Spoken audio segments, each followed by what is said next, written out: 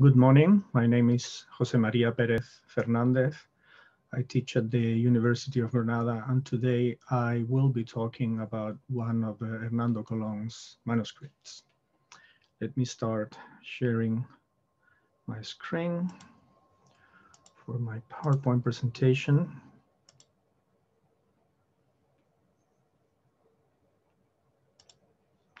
Okay, here we go. Sammelband 5325 at the Biblioteca Colombina in Seville features a series of texts and documents in both manuscript and print, which illustrate the strategies and the worldview behind Hernando Colón's fabulous library, including drafts for some of the summaries, which would later become part of the clean copy of his Libro de los Epítomes, about which I am sure you have all already heard. Between its covers, this Sammelband encapsulates a microcosmos of the methods and the intellectual milieu out of which Hernando produced his remarkable project. Consequently, it situates what remains of Hernando's collection and his catalogues within a wider perspective and therefore contribute to their understanding. My paper today will provide a brief account of some relevant texts bound in 5325, with a particular emphasis on the manuscripts that exemplify the methods used by Hernando in the collection and recording of the information that went into his catalogues. Some of the items bound in this volume also illustrate the ideas that underpinned Hernando's project for a universal library. It finally shows paths for future research when we can have obtained more detailed information about the cataloging and summarizing methods employed by Hernando and his scribes through a close and comparative analysis between A, these summaries, B, catalogues other than the Libro de los Epítomes, and C, the remaining volumes in his collection. We will be in a position to do so as soon as we can return to the library in Seville, which has been closed for several months on account of the pandemic. And although it has reopened, it still has a very restricted access policy.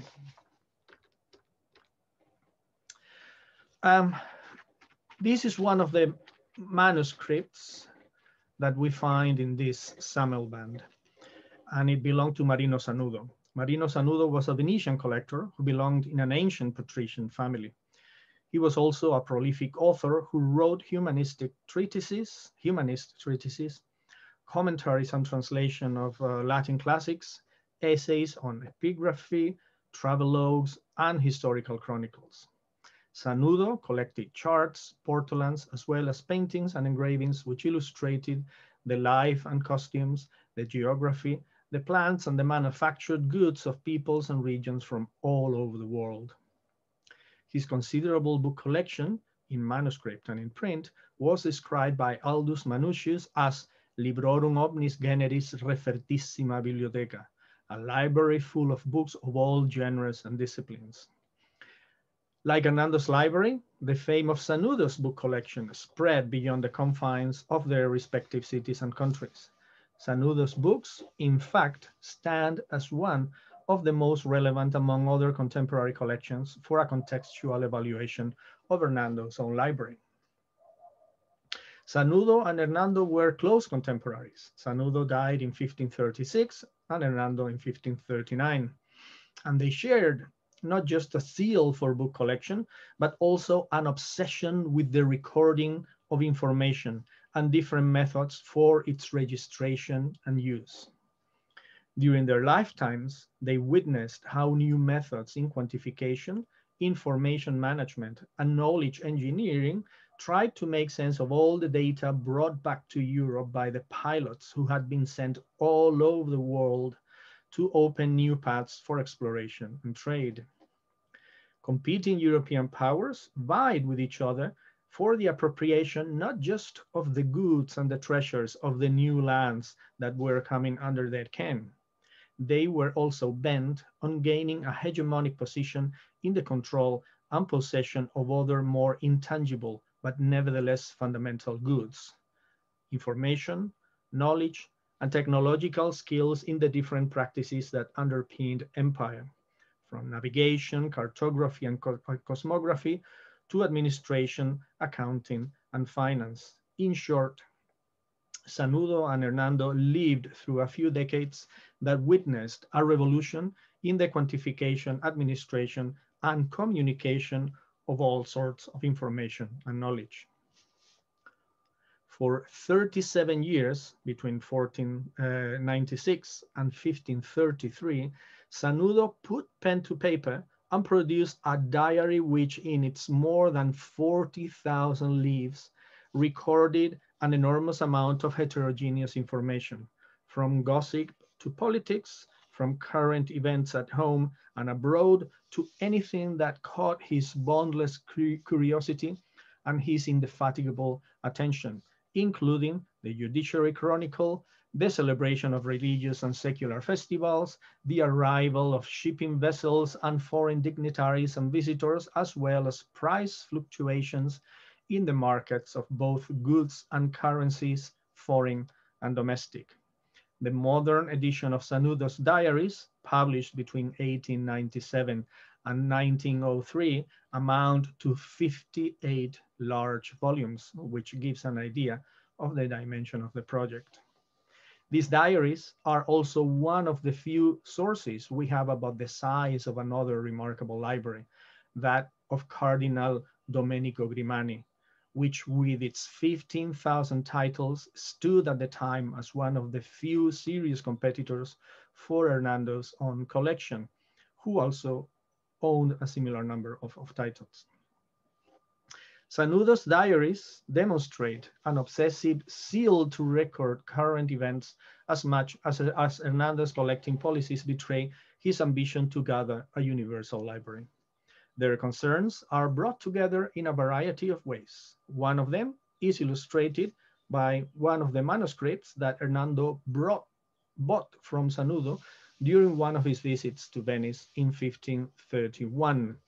I should add that during the final years of his life, Sanudo's struggle to keep his and his own family's fortunes afloat were starting to fail, and he was forced to sell part of his library. The Judicium, the manuscript in question, which is part of 5325, is relevant for several reasons. One of them is that it proves Hernando's interest in prognostications, which he shared with his own age.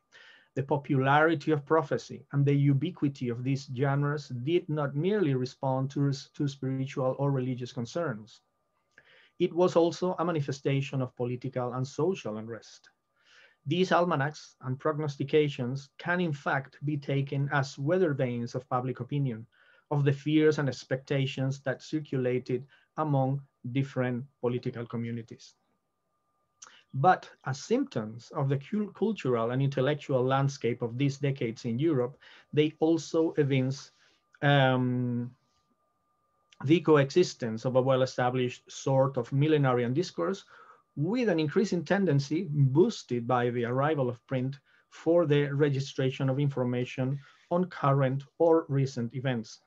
The language employed in pamphlets of this second sort overlapped with the discourse used in other textual typologies, such as the historical chronicle or the popular romance, in subgenres such as the Spanish romances noticieros or the Italian guerre in octava rima, of which Hernando also owned a few.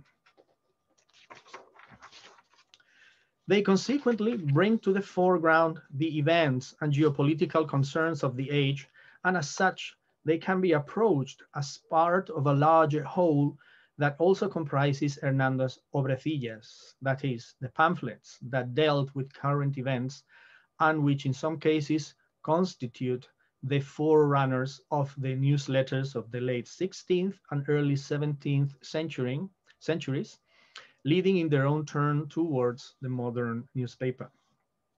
The Judicium contains Sanudo's personal manuscript summary of prognostications between 1515 and 1524. And it is also of potential interest because it constitutes another example of the sort of techniques used for manuscript epitomes from another humanist collector like Hernando. It confirms that epitomizing of this sort was a general practice, and it could also stand as a model for Hernando to contrast and test his own methods.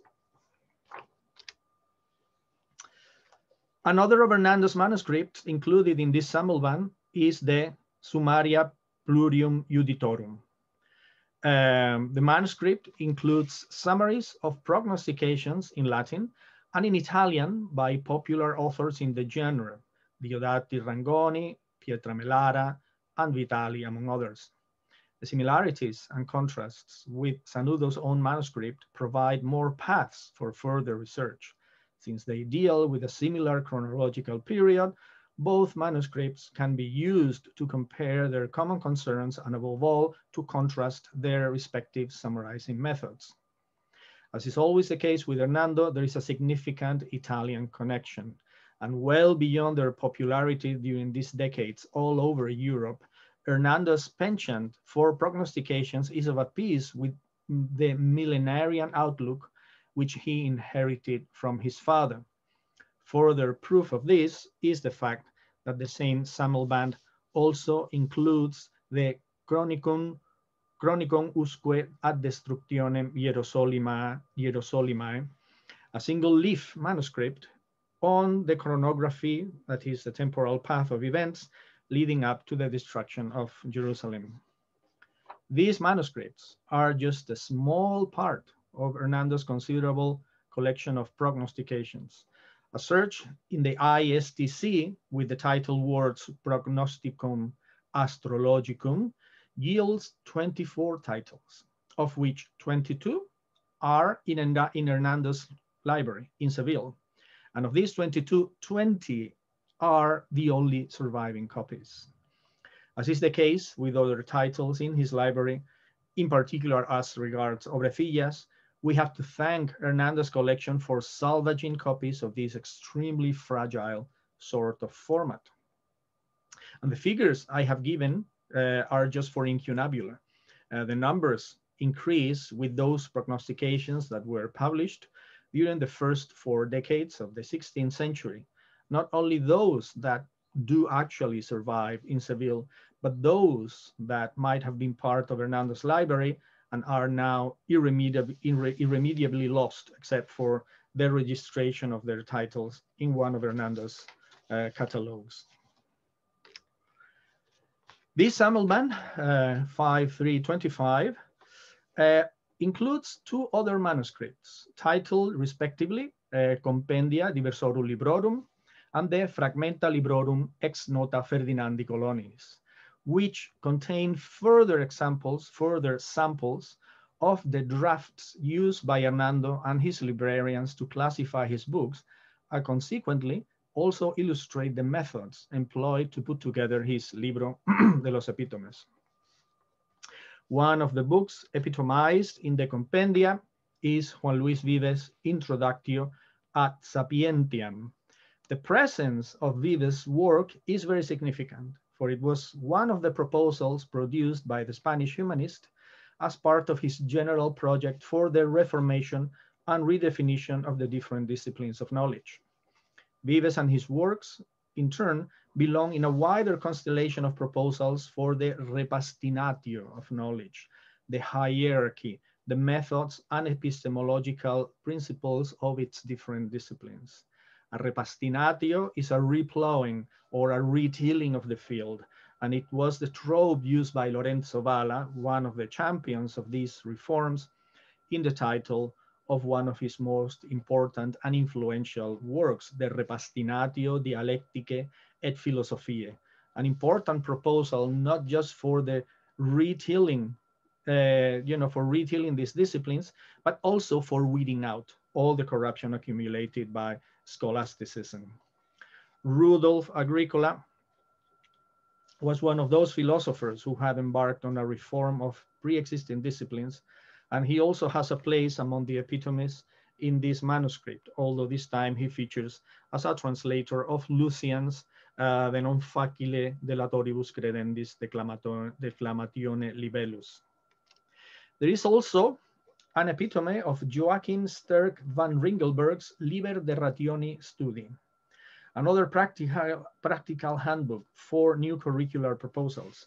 This title appeared in different editions and formats. One of them was published in Paris in 1530 as Liber de Ratione Studi cum annotationibus. Another Parisian edition, also published in 1530, appeared alongside other titles by the same author, to wit, Institutiones Astronomicae Liber de Tempore, Experimenta Geomanteia quaedam de urina non visa, et Liber de Rationi Studi. These titles also reveal Ringelberg's intellectual investment in providing epistemological frameworks and methods for the quantification, registration, and representation of time, that is chronography, and space, that is cosmography and geography. Not to forget geomancy, an oracular relative of astrology, and even the analysis of bodily fluids or lack thereof through uroscopy. So all these books and their epitomes are like single tessellae in the incomplete mosaic that survives of Hernando's library. As an archaeologist would, the attentive reader and researcher can then put together all these charts with a view to giving a snapshot of Hernando's collection and his world. The first section of Ringelberg's Institutiones Astronomicae sets about defining chaos and presents different theories about the origin of the world. To that effect, he quotes from both the biblical book of Genesis and Ovid's Metamorphoses to illustrate the debate on whether the world was eternal, that is, increate, as many Greek philosophers used to hold, or whether it has an origin preceded by chaos. An origin that would be taken as a starting point, naturally, for chronographic accounts of creation and history. Now, among the books that Hernando had inherited from his father, there was a copy of Aeneas Silvius Piccolomini's truncated project for a history of the world, his Historia Rerum Ubique Gestarum. And this is another fragment, another tessella in the mosaic. For one of its originally blank pages towards the end of the book includes manuscript texts with a chronology of the history of the world since Genesis according to Judaism,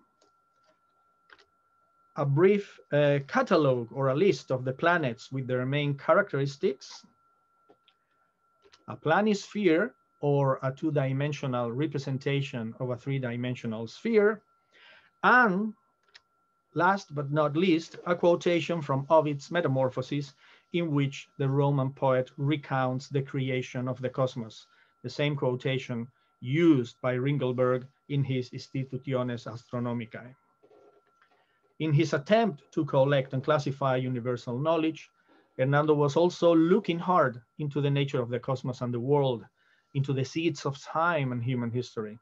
His library, his catalogues, the methods, in other words, that he devised to bring about some order out of the original darkness and chaos of human knowledge on creation and universal history, was of a piece with these concerns of his own age. Given the abundance of prognostications among Hernando's collection and his proven personal interest in prophecies, we can conclude that Hernando wanted to turn his library not just into a record of all existing knowledge, a universal repository of information. As he did so, he also intended to create a chronographic repository of past, present, and future times. Unlike other collectors with imperial universalist ambitions, of which there were a few during this early age of global exploration and global information, Hernando's libraries and catalogues projected themselves from Ovid's chaos and the biblical account of creation towards the future, towards the end of times, actually, in two different ways. One of them was basic and material, with his attempt to give continuity to the library itself as demonstrated in his Memorial al Emperador, which requested a perpetual annuity for the expansion and upkeep of the library. The other sort of projection was even more remarkable and original, and it was also invoked in his memorandum to Charles V, for he intended to complement historical chronicles of past events and obrecillas on current events in all their different formats and contents, with the collection and epitomizing of all sorts of prognostications about the times to come year by year. Hernando's interest in chronography, that is, the recording and measurement of time, also led him to include in this Sammelband an illustrated treatise on the construction of watches, the Horologium Institutio. This horologe was more than a common clock for daily use. This Institutio also taught how to build mechanisms, how to build machines for the measurement of astronomical time, which was important for the study of the cosmos, for the establishment of the religious calendar, an important part of scientific controversies during Hernando's lifetime, and eventually for a proper understanding of God's plan for man and for universal history. To conclude, if Hernando's library was conceived as an instrument whose purpose and function was the exhaustive registration of universal knowledge in discursive, manuscript, or printed format, its eventual and rather utopian result would be a semiotic discursive mirror of universal time and space, of the place of human history and human societies within God's plan. And that's all as far as my presentation is concerned. Thank you very much.